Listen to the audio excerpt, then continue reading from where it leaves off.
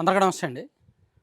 YCP అధికారంలో ఉన్నప్పుడు జగన్మోహన్ రెడ్డి గారు తాడేపల్లి ప్యాలెస్ దగ్గర రకరకాల దేవాలయాల సెట్లు వేస్తే టీడీపీ వాళ్ళు సోషల్ మీడియాలో విమర్శించారు, ట్రోల్ చేశారు. సో ఆయన దేవాలయాలకు వెళ్ళరు, ఆయన దగ్గరికే దేవాలయాలు రావాలి అని. అది తప్పే.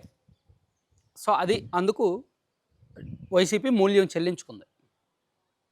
మరి ఇప్పుడు మంత్రి ఆనం రామనారాయణ రెడ్డి గారు ఈరోజు అదే పని చేశారు. ఆయన నియోజకవర్గం ఆత్మకూరులో ఆయన చంద్రబాబు నాయుడు గారి పుట్టినరోజు సందర్భంగా ఈరోజు ఒక హోమం చేశారు. ఆ హోమం దేవాదాయ శాఖ మంత్రి హోదాలో బహుశా నిర్వహించే ఉంటారు. ఆ హోమానికి తిరుమల తరహాలో భారీ సెట్టు వేశారు. తిరుమలలో గాలిగోపురం ఎలాగైతే ఉంటుందో అదే తరహా సెట్ వేశారు. పోనీ అక్కడితో వదిలేలా, దాని చుట్టూ పొలిటికల్ బ్యానర్లు కట్టారు. చంద్రబాబు నాయుడు గారికి పుట్టినరోజు శుభాకాంక్షలు చెప్తూ బ్యానర్లు కట్టారు. అక్కడ ఈ వేడుకకు కార్యకర్తలందరూ తరలి రావాలని, మహిళలు కుటుంబ సభ్యులతో సహా రావాలని నియోజకవర్గంలో చాలా ప్రాంతాలకు దండోరా వేయించారు. వేయించి ఈరోజు ఉదయం అక్కడ హోమం నిర్వహించారు. ఇది తప్ప ఒప్ప?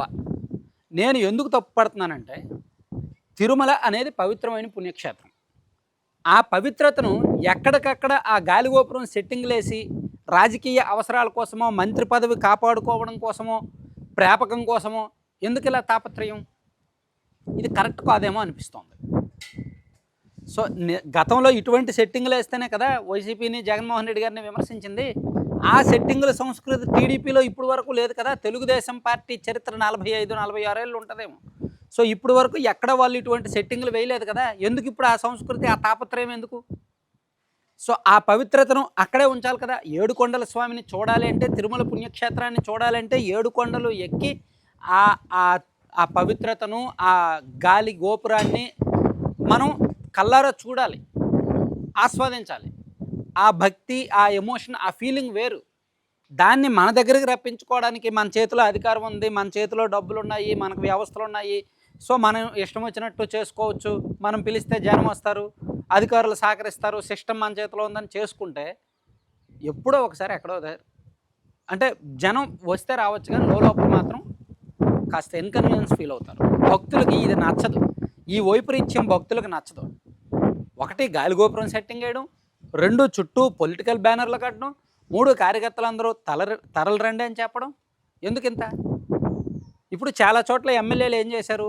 అన్నా క్యాంటీన్లకు వెళ్ళి భోజనం చేశారు. ఇప్పుడు రాష్ట్ర వ్యాప్తంగా అన్నా క్యాంటీన్లో 76 లక్షలు పెట్టారు భువనేశ్వర్ గారు నిన్న.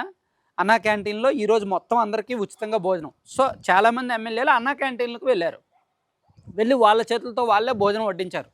ఉండే ఎమ్మెల్యే రఘురామకృష్ణరాజు గారు కావచ్చు, తణుకు ఎమ్మెల్యే ఆరుమిల్లి రాధాకృష్ణ గారు కావచ్చు, అండ్ ఇంకా చాలామంది రాష్ట్ర వ్యాప్తంగా ఈరోజు అన్నా క్యాంటీన్లకు వెళ్ళి అక్కడ స్వయాన వాళ్ళే భోజనం వడ్డించి పాల్గొన్నారు.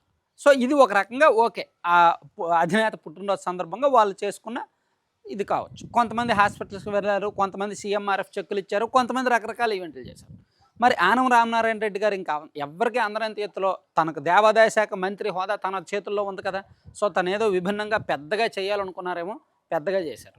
ఇది కాస్త రివర్స్ అయిందనమాట. ఇది కాస్త పార్టీకి తలనొప్పే, ప్రభుత్వానికి తలనొప్పే. అలా సెట్టింగ్లు వేసే సంస్కృతి ఇప్పటి వరకు టీడీపీకి లేదు, టీడీపీ ప్రభుత్వానికి లేదు. సాధారణంగా వెంకటేశ్వర స్వామి కళ్యాణాలు చేస్తుంటారు, కళ్యాణోత్సవాలు. ఆ కళ్యాణోత్సవాలు చేస్తున్నప్పుడు కూడా స్వామివారి ఉత్సవ విగ్రహాలు లాంటివి తీసుకొచ్చి ఊరేగించి అక్కడ కళ్యాణం చేసి మళ్ళీ పెట్టేయడం వరకే తప్ప అక్కడ తిరుమల తరహా సెట్టింగ్ వేయరు, ఈ గాలిగోపురం సెట్టింగ్లు వేయరు.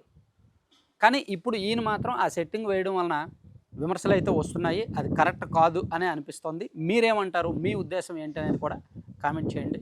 Thank you.